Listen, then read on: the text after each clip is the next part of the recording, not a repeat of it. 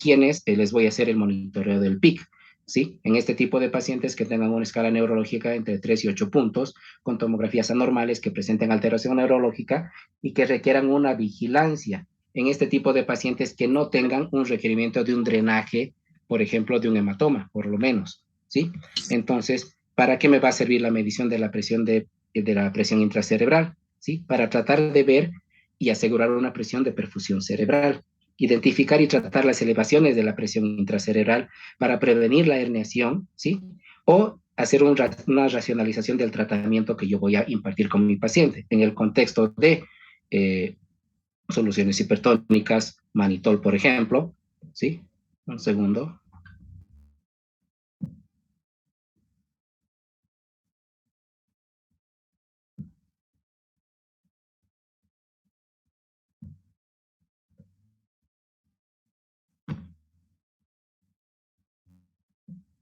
¿Ya? Entonces, con esto de las soluciones hipertónicas, por ejemplo, y para ver el pronóstico del paciente, ¿sí? Entonces, el hecho de los catéteres de PIC, por ejemplo, nos ayuda no solamente a medir, sino también a hacer un drenaje del mismo, ¿sí? Entonces, hacen un tratamiento y hacen un control de la presión intracerebral a través del mismo, del drenaje del líquido cefalorraquídeo.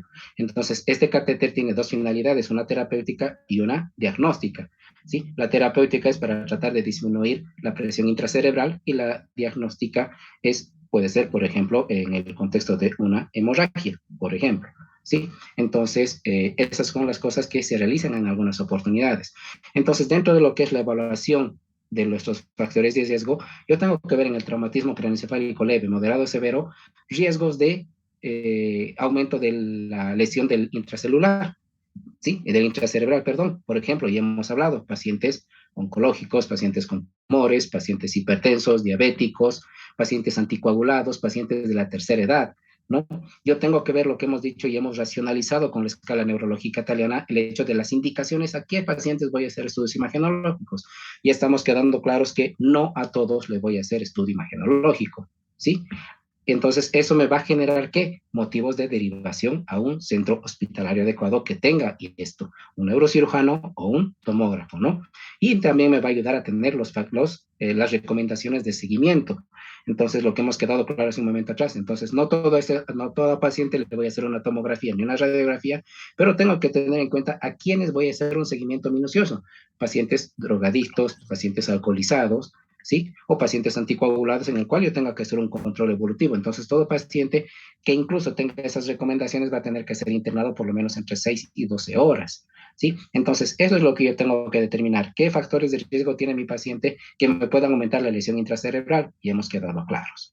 ¿Sí? Pacientes con fractura de base de cráneo, ¿sí? Que pueden estar asociados en un 90% con cefalomatomas o con contusiones cerebrales. Entonces, si a un paciente, por características, le he hecho una imagen radiológica y veo que tiene un trazo de fractura y está un poco desorientado, yo tengo que ver la probabilidad de que ese paciente tenga un efecto hemodinámico en contexto de una masa ocupante dentro del parénquima cerebral, por ejemplo, un sangrado. Entonces, tengo que ver la necesidad de hacerle una tomografía. ¿Sí? Entonces, dentro de lo que son los factores de riesgo, va a ser la presencia de sangre que atraviese o cruce el lecho de la arteria cerebral meningia media, ¿sí? O que esté cerca o en compromiso del seno venoso. ¿Por qué? Porque esto me puede generar incluso problemas infecciosos con mayor deterioro neurológico o el paciente que tenga una fractura con hundimiento o una fractura de base de cráneo. Ojo, que tenemos que quedar en claro que toda fractura de base de cráneo no va a ser siempre resolución quirúrgica ni me va a deteriorar el estado neurológico por el hecho de que puedo tener una fractura de peñasco que no me va a generar ningún tipo de molestia, solamente la presencia de sangre en las celdillas mastoideas, por ejemplo, pero yo tengo que tener en cuenta la presencia no de líquido cefalorraquídeo a través del conducto auditivo externo, por ejemplo, ¿no? Entonces, dentro de las secuelas que va a tener mi paciente, yo tengo que tener las probabilidades de compromiso de pares craneales, particularmente. Ahí tenemos una imagen de las localizaciones de los pares craneales a nivel de la base del cerebro. Entonces, toda fractura de base de cráneo puede tener cierto tipo de consecuencia. Entonces, tengo que tener mucho hincapié en una evaluación de mi paciente. Entonces, dentro de las conclusiones que podemos llegar, ¿sí? ¿Qué paciente va a requerir intervención quirúrgica o no quirúrgica? ¿sí? No hay controversia de lo que puede ser en cuanto a la reanimación inicial y a la tomografía de ingreso en este tipo de pacientes con traumatismo cráneoencefálico leve, porque estamos encadenando en claro que sí se puede ver evaluaciones sin estudios imagenológicos con requerimiento de estudio imagenológico en base a la clasificación del TEC leve en grupo 0, 1 y 2, lo que hemos quedado atrás hace un momento, ¿no? Y la de a quienes voy a hacer un derivación a un centro de tercer nivel. Entonces, ¿qué es lo que nosotros queremos? ¿Sí? Nosotros queremos entender que hay una importancia clínico-epidemiológica del traumatismo craneoencefálico. ¿Por qué? Porque eso me va a determinar un pronóstico en base a las medidas que yo pueda realizar tanto en el prehospitalario como en el hospitalario. ¿Sí? Yo tengo que tratar de entender cuál es el mecanismo de producción del daño cerebral postraumático, cinemática de trauma. Tengo que tratar de entender la fisiopatología de la hipertensión endocrinera y de la lesión axonal y de la necrosis que se me va a producir en el contexto de lesión secundaria, por ejemplo. ¿Sí? Yo tengo que entender la patología intracraneal postraumática. ¿Por qué? Porque el entenderla me va a generar la base de la terapéutica que yo voy a ofertar a mi paciente para tener un manejo diagnóstico, una vigilancia del paciente, ya sea leve, moderado o severo, y establecer una estimación de un pronóstico. ¿Sí? Hay algo que tenemos que quedar en claro, que sí tenemos que generar siempre un pronóstico de los pacientes. ¿Por qué? Porque muchas de las veces son los familiares o los pacientes no tienen una idea de lo que está sucediendo con su paciente. ¿Sí? Entonces, eso es parte de lo que es el manejo del traumatismo craneoencefálico. ¿Sí? ¿Qué es lo que tenemos que hacer siempre? Cuidar a cerebro. ¿Sí? Entonces, ¿qué es lo que nosotros tenemos que interpretar en las imágenes? ¿Sí? La presencia de hematomas epidurales, de una hemorragia subarachnoidea, de hemorragias intraparenquimatosas, el hematoma subdural, por ejemplo. Entonces, dentro de lo que es eso, que lo que me interesa que se aprenda, es el hecho, ¿no?, del hematoma epidural, con una incidencia baja dentro del traumatismo craneoencefálico, pero con una fuente de sangrado de del 85%, que es origen arterial, y que va a estar agravado si está cerca de la, vena, de la arteria cerebral meningia media, y de los senos venosos de la dura madre. ¿Por qué? Porque estos van a hacer estragos a nivel del el compromiso por sangrado, particularmente en estos pacientes que tengan anticoagulación o tengan algún tipo de coagulopatía, ¿sí? Normalmente, ¿dónde se produce? En el terium, ¿sí? Que es la parte del hueso, de la articulación del frontal con el temporal, que es la parte más frágil que se tiene, donde se corre la parte de la arteria cerebral meningia, ¿no? Entonces, ahí tenemos dos imágenes de lo que es un hematoma epidural, ¿sí? Con cierto desvío de la línea media, que quedamos en claro que es más de 5 milímetros, sí tengo que hacer una característica de evaluación para un traslado a un centro de alta complejidad que tenga un neurocirujano, pero nuevamente aclarando el pronóstico que puede tener nuestro paciente. Ese es el terium.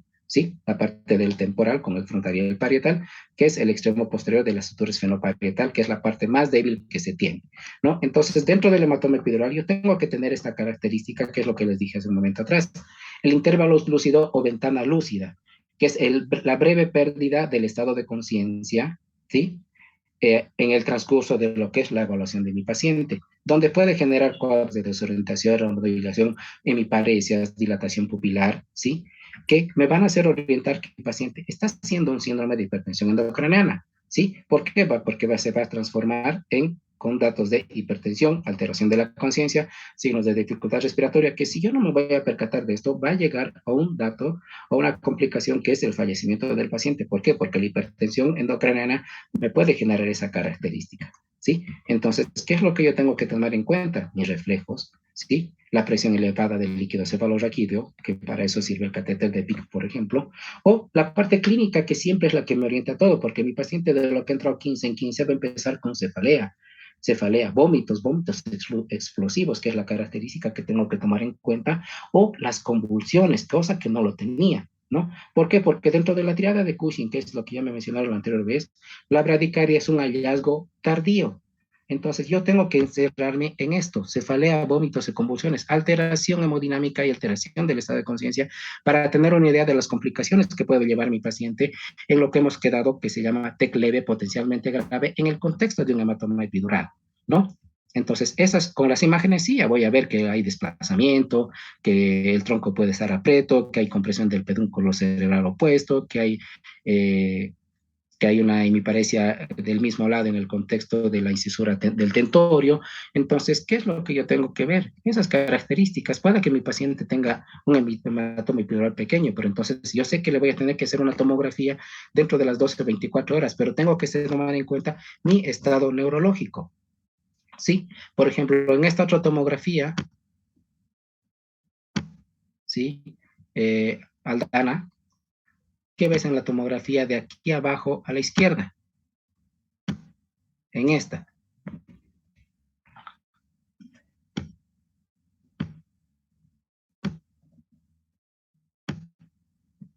En esta imagen, ¿qué es lo que vemos?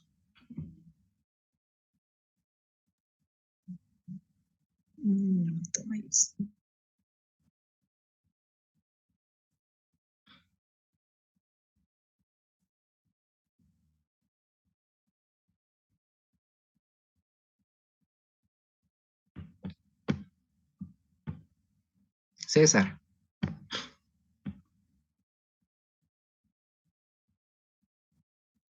Doctor, podemos ver en la Un imagen poquito derecha, más fuerte, por favor. en la imagen izquierda dice, ¿no, Doc? ¿O cuál de las imágenes? Sí, la de la imagen de la izquierda, abajo a la izquierda. Mm, más o menos podemos ver yo lo que veo un hematoma, porque se está desplazando a la línea media, y en el otro, la imagen está como un edema cerebral también en la fosa posterior.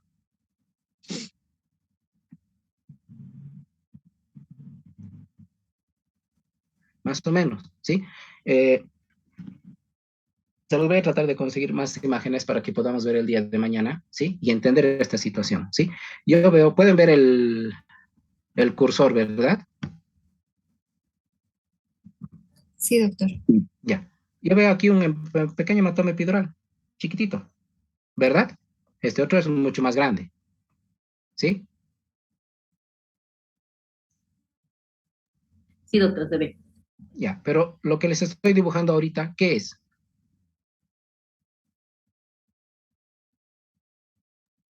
Doctor, ¿no es una herniación? Exactamente. ¿Y qué describirías en esta imagen que estoy dibujando ahorita? Mm,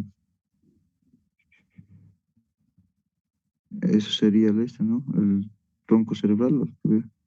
Exactamente. Y sabemos que tenemos un sistema de drenaje del cerebro, que son bueno, de formación y drenaje del líquido cefalorraquídeo, los ventrículos laterales, el tercer ventrículo, cuarto ventrículo y las cisternas peritroncales. Pero como podemos ver en esta imagen, ¿sí? Las cisternas peritroncales están borradas y se ve una línea hiperdensa, blanquecina, ¿sí? Que puede ser incluso el contenido hemático en contexto de una hemorragia subaracnoidea postraumática y un hematoma epidural, ¿sí? Entonces, esa es la característica que tenemos que aprender y nos ayuda mucho a entender esta situación. En esta otra imagen tengo un hematoma epidural grande, extenso, junto con un desvío de línea media que lo más de seguro es que sea más de 5 milímetros, ¿sí? Entonces, eso es lo que yo necesito que entendamos. El hecho de tener un hematoma epidural te puede dar una tasa de morbimortalidad de hasta un 55%, pero nuevamente va a estar aumentada en el contexto de la terapéutica que nosotros podamos ayudar a nuestros pacientes, ¿sí?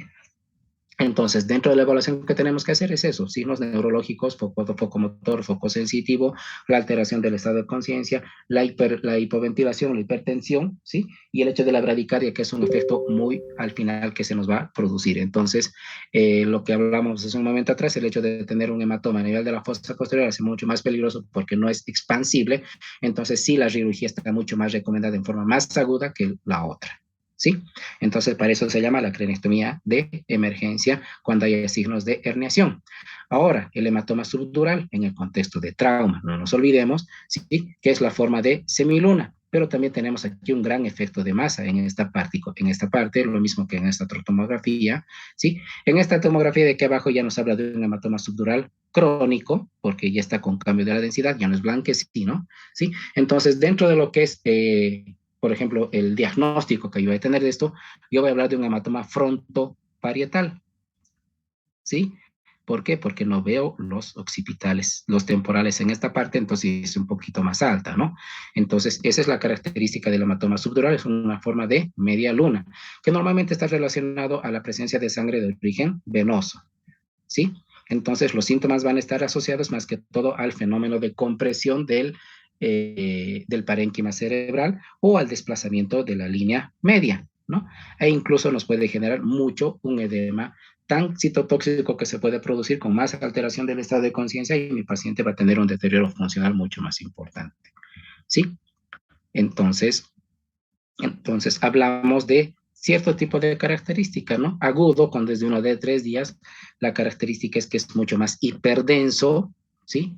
Subagudo desde 4 días hasta unas 2 o 3 semanas, que es isodenso, que es casi del mismo color del parénquima cerebral, y el crónico, cuando es más de 3 semanas, que es más hipodenso, que casi tiene la densidad del líquido cefalorraquídeo. Entonces, esto nos va a ayudar como base para tratar de identificar lo que hemos hablado en este tipo de imagen que les he puesto acá, ¿no?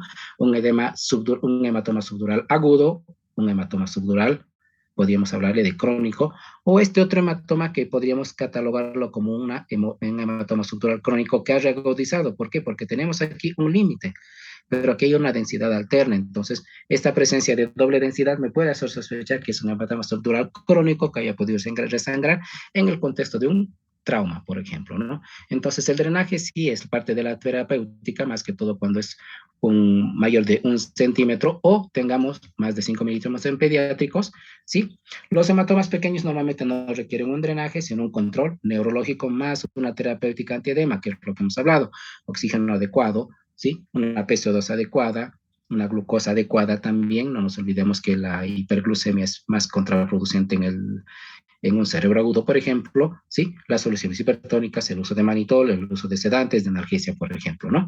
Ahora, tenemos que tomar en cuenta que cualquiera de estos dos siempre se va a producir un aumento de la tasa de mortalidad en el contexto de patología previa o comorbilidades, ¿no? Particularmente en estos pacientes con anticoagulación, ¿no? Entonces yo tengo que ver esas características, ¿no? De la tasa de sobrevida y la tasa de función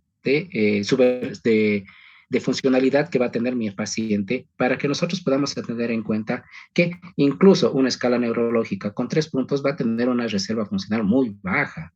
Los pacientes con menos de 8 llega hasta 44% de sobrevida o supervivencia funcional. No estamos hablando de mortalidad, estamos hablando de consecuencias funcionales. Entonces, tenemos que tomar eso en cuenta. ¿Por qué? Porque estos pacientes que tengan un TEC grave, ¿sí? Va a depender mucho las situaciones, la terapéutica que nosotros hagamos para tratar de disminuir esta tasa de sobrevida funcional y que tengas mucho más rédito y mejor secuela o menor secuela con la terapéutica que vamos a hablar, ¿no? El hematoma subdural crónico, que es la característica que hemos visto hace un momento atrás, ¿sí? Por ejemplo, este es uno subagudo, porque tiene casi la misma densidad del parénquima cerebral, o sea que está dentro de las 2 o 3 semanas, por ejemplo, ¿no? No se identifica normalmente, ¿por qué? Porque se pasa muy desapercibido en las imágenes y tenemos la mala costumbre de ver imágenes muy rápido, ¿no? Entonces, ciertos factores de riesgo que voy a tener para esta característica, el abuso de alcohol, las convulsiones, ¿sí? Que nos puedan, y los pacientes con coagulopatías, ¿sí? Que nos puedan ayudar a aumentar esta frecuencia de este tipo de hematomas. Aquí tenemos otro tipo de imagen en el contexto de un hematoma subdural crónico, tiene la densidad de líquido cefalorraquídeo, pero tiene desvío de línea media. Entonces, este paciente sí quizás tenga una alteración neurológica o sensitiva, ¿sí? Por lo cual ha venido un paciente, se le ha hecho una tomografía, ¿sí? Y llegamos al antecedente que hace 2 meses se había caído, ¿no? Y sí hay este tipo de casos. Entonces, la resolución quirúrgica en este tipo de casos está bien indicada, ¿no? Entonces, en este tipo de casos también se va a tener que dar una medicación anticonvulsiva. ¿Por qué? Porque está afectado el parénquima y el parénquima puede ser irritado y nos puede producir convulsiones, particularmente porque está afectado la corteza, ¿no? Entonces, se puede hacer un bolo de fenitoína, ¿sí? Normalmente la dosis de impregnación es entre 15 y 20 miligramos kilo peso, ¿sí? Y una dosis de mantenimiento de 100 miligramos cada 8 horas. ¿Sí? Y podemos discontinuar después de cierto tiempo que el paciente ya no haya tenido complicaciones. Y lo que les dije, más que todo en las lesiones que son característicamente sintomáticas, el drenaje quirúrgico es el que está indicado, ¿no? Ahora, la hemorragia subaracnoidea, ¿sí? Más que todo la presencia de sangre en el espacio subaracnoideo, que puede ser de diferentes características, pero lo que les voy a hablar el día de hoy habla de estas características. Puede ser idiopática, ¿sí? puede ser de características benignas, una hemorragia subaracnoidea perimesencefálica, puede ser secundaria a infecciones bacterianas, tuberculosis, meningitis, traumatismos cerrados, traumatismos eléctricos, traumas penetrantes, tóxicos como anfetaminas, cocaína, inhibidores de la monoamina oxidasa, ¿sí? Alcohólicos, intoxicaciones por CO2, puede ser lesiones vasculares como arteriosclerosis, estructura hipertensiva de la misma, malformaciones arteriovenosos, vasculitis, pacientes anticoagulados con coagulopatía, lupus eritematoso sistémico, o enfermedades améticas como la leucemia, hemofilia, anemias, o incluso neoplasias, ¿no? Entonces, yo tengo que ver las características de lo que es una hemorragia subaracnoidea, que es la cefalea, los vómitos explosivos, la alteración de la conciencia, un síndrome similar al meningismo, un déficit neurológico focal, ¿no? Entonces, esta clasificación de la hemorragia subaracnoidea habla del Handy-Hess y del Fisher. El Handy-Hess es la parte clínica y el Fisher es la visualización imagenológica de la hemorragia, ¿sí? Donde habla de estos grados, grado 1, donde hay cefaleas, grado 2, donde hay alteraciones de signos meningios, por ejemplo, grado 3, donde hay ligera obnubilación y hay signos motores, grado 4, donde hay estupor y coma, y donde el grado 5 es un coma profundo, ¿no? Entonces, todo se basa en una escala neurológica de Glasgow, grado 1 con escala neurológica de 15, grado 2 de 13 a 14, grado 3 de 9 a 12, grado 4 por debajo de 8, hasta 8, perdón, y grado 5 por debajo de 8, o sea, nos habla de un coma profundo, ¿sí? Incluso se ha visto la escala de clasificación del Fisher, en el grado 1 no se ve sangre, en el grado 2 se ve una sangre fina de 1 milímetro, grado 3 hay presencia de coágulos, y el grado 4 hay sangre intracerebral o intraventricular. Ahora, ¿por qué les he puesto esto? Porque esta clasificación del Handy-Hess y del Fisher me habla de la hemorragia subaracnoidea no traumática. Entonces, no nos olvidemos que si yo veo una hemorragia subaracnoidea en contexto de trauma, no voy a hablar de escala del Handy-Hess ni del Fisher, voy a hablar de un Marshall, que ya se lo he puesto en entre las primeras diapositivas, ¿no? Entonces, algo que me habla de un mal pronóstico, habla de un Handy-Hess 4 y 5 y de un Fisher 3 y 4. O sea que si el paciente tiene sangre a nivel de los ventrículos, ¿sí? Y a pesar de eso, y aparte de eso, tiene una alteración del estado de conciencia, me habla de un pronóstico malo, a pesar de la terapéutica que yo tenga que realizar. Entonces, dentro de la hemorragia subaracnoidea, yo tengo estas imágenes, ¿sí? Entonces, acá, ¿sí? ¿Quién se anima a decir qué Fisher es este? En esta imagen de la tomografía de la superior izquierda.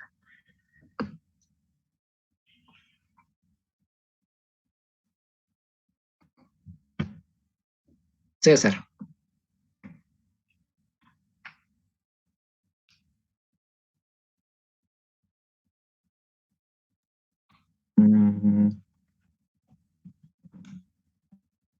Sería doctor Handy-Hess.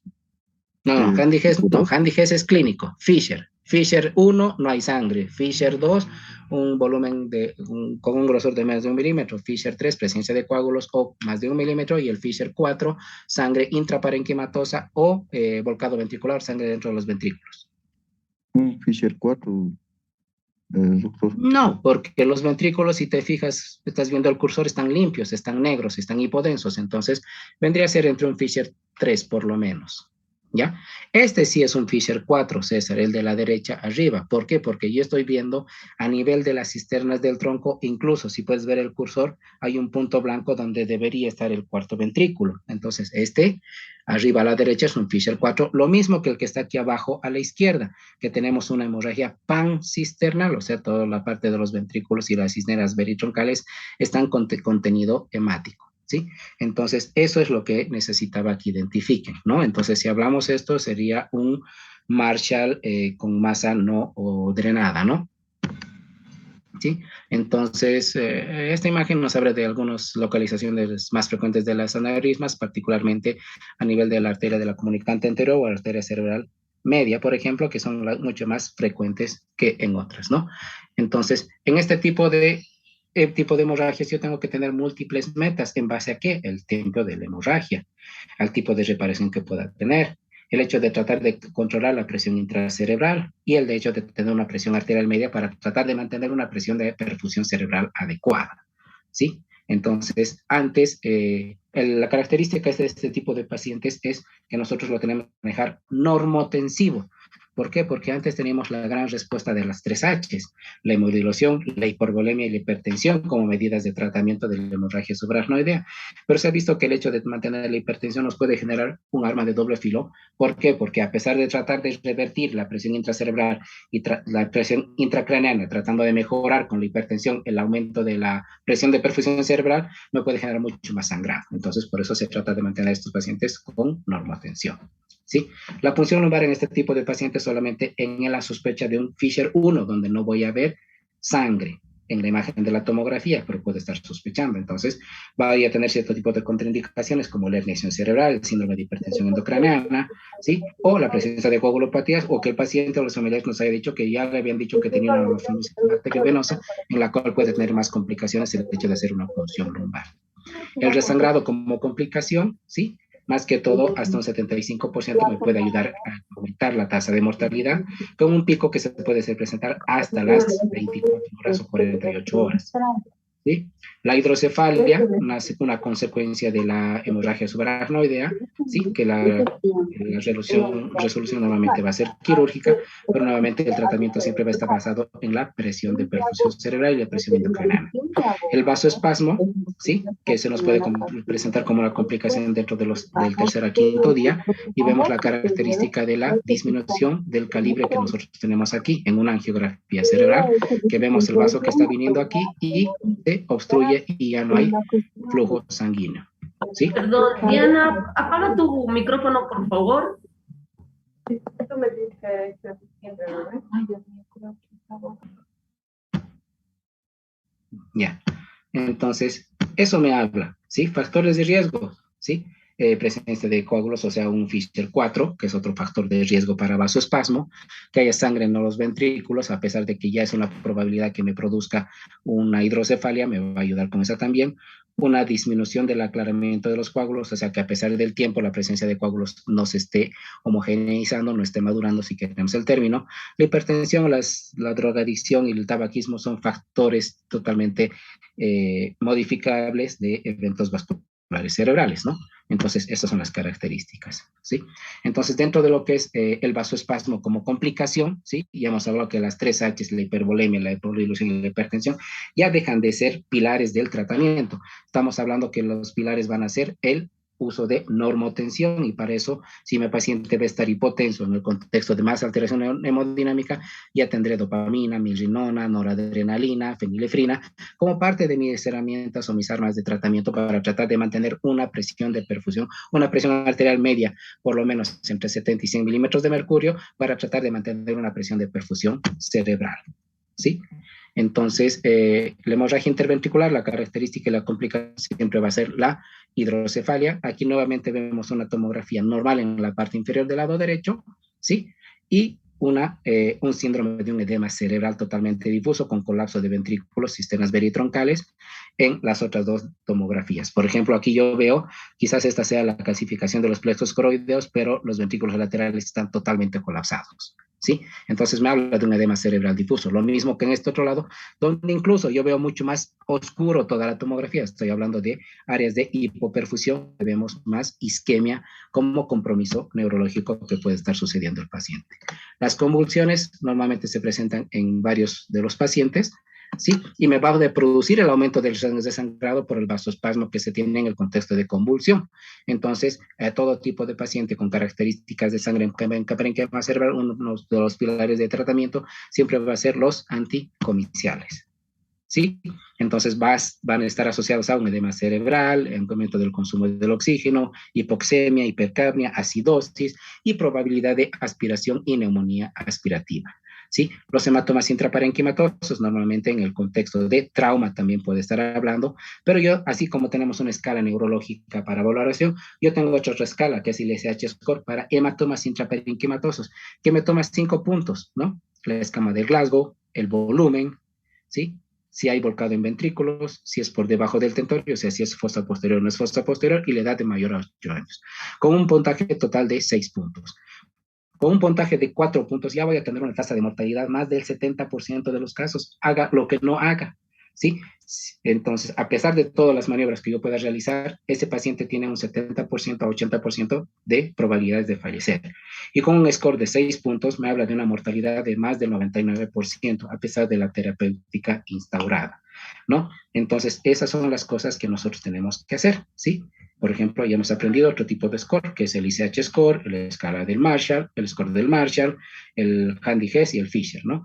Y la hemorragia de tronco, particularmente por producción de alteración del estado de conciencia, ¿sí? Con incluso alteración de las pupilas con miosis, ¿sí?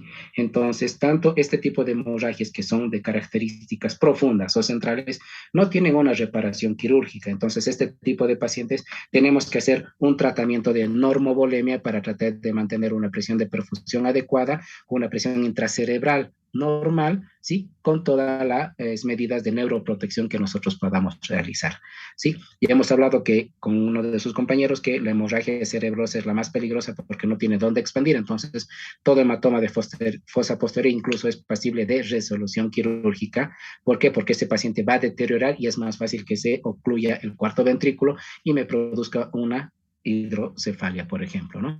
Entonces, parte del tratamiento es asegurar la vía aérea, la nación, el control neurológico, la sedación, anticomiciales, manitol, y hemos hablado las dosis, ¿sí? En qué casos voy a hacer, en qué casos no voy a hacer, y las soluciones hipertónicas. No nos olvidemos del manejo quirúrgico. Entonces, algo que tenemos que tener importancia siempre va a ser las medidas de neuroprotección que va a tener nuestro paciente, ¿sí? Entonces, eso es lo que vamos a hablar el día de hoy de TEC. Mañana vamos a hablar de traumatismo abdominal y traumatismo pélvico, ¿sí? Y ahí van a salir quizás algunas otras dudas que se puedan tener durante estas dos charlas, ¿sí? La parte práctica ya voy a llevar algunos insumos mañana para poder realizarla, ¿sí? Y los casos clínicos que les voy a poner, más que todo va a ser para que analicen qué es lo que se va a hacer y qué es lo que no se va a hacer. ¿Listo? Entonces, esa es la parte más importante que tenemos que sacar provecho el día de hoy, las medidas de neuroprotección, entre las cuales está la cabecera a 45 grados, la oxigenoterapia, pero ya hemos quedado claro de que no todo el mundo tiene que saturar 90%, tengo que estar acompañada de mis antecedentes. Y para saber mis antecedentes hemos quedado claros que el trauma se cataloga como enfermedad. Tengo que ver antecedentes, no solo del trauma, sino del paciente, ¿sí? Manitol, sí, pero tengo que tratar de evitar sobrepasarme en dosis. Las soluciones hipertónicas con solución de cloruro de sodio que me traten de ayudar a mantener una adecuada presión de perfusión, y eso voy a tener en cuenta en todo tipo de paciente y siempre hacer mis laboratorios de control, ¿sí? Entonces, no nos tenemos que olvidar que el edema cerebral que se va a presentar con el paciente en el contexto de un trauma es peligroso. ¿Por qué? Porque me va a producir un funcionamiento o una fisiología alterada con una fisiopatología que me va a generar una apoptosis y necrosis y muerte celular. Entonces, todo paciente me puede generar edema citotóxico, un edema vasogénico, ¿sí? O un edema intersticial que me va a producir en la oclusión del líquido cefalorraquídeo, por ejemplo, provocando más inflamación de los ventrículos. El edema citotóxico, ¿por qué? Porque el aumento de volumen de esas células provocado por un proceso inflamatorio me va a producir alteración de la función de las bombas de sodio-potasio ATPasa y una alteración de este tipo de canales. Entonces mi paciente incluso puede producir en una deshidratación celular o un edema vasogénico, que es mucho más común, que es consecuencia del aumento de la alteración del sistema nervioso por una ruptura de la barrera hematoencefálica, particularmente por presencia de coágulos en el contexto de un traumatismo craneoencefálico, ¿no? Entonces, yo tengo que ver eso y yo tengo que ver qué es lo que voy a hacer con mi paciente, que si ya está con un edema cerebral, que va a estar con cefalea, náuseas, vómitos, alteraciones visuales, focos motores, focos sensitivos o alteración del estado de conciencia. Entonces ya me tendré que hacer mi tomografía de control dentro de las 4, 6 o 12 horas para tratar de identificar esta situación y yo pueda hacer una terapéutica con ya sea mi hiperventilación, una hipotermia, con soluciones hipertónicas, con soluciones con manitol, con uso de diuréticos, dependiendo qué es lo que yo esté tratando, analgesia particularmente, o el requerimiento de una resolución quirúrgica. Entonces, esas son las cosas que tenemos que aprender el día de hoy con el manejo de un traumatismo craneoencefálico, ¿sí? ¿Alguna pregunta? Es que no sé cómo está. Doctor, ¿nos va a Entonces, pasar la presentación de hoy para poder sacar las clasificaciones que nos ha mostrado hoy día? las diapositivas se las voy a pasar hasta el día de mañana en la tarde, lo más de seguro, de las dos clases por el WhatsApp, porque el Classroom no me permite muy pesados, es un gran problema, ¿no? Y plataforma de Moodle no tiene la OMS, entonces se los voy a pasar por WhatsApp, lo mismo que se los he pasado los textos para que se puedan distraer. Ya, doctor, gracias. ¿Han podido subir los casos? He visto algunos cuantos. O mañana me presentan en físico. Mira, mi micrófono no está. Pensé que era por el Classroom, doctor, yo lo subí por el Classroom. Ya, súbanlo todo lo que puedan. Igual mañana lo vamos a dar una revisada y una mirada para tratar de resolver algunas dudas. ¿Listo?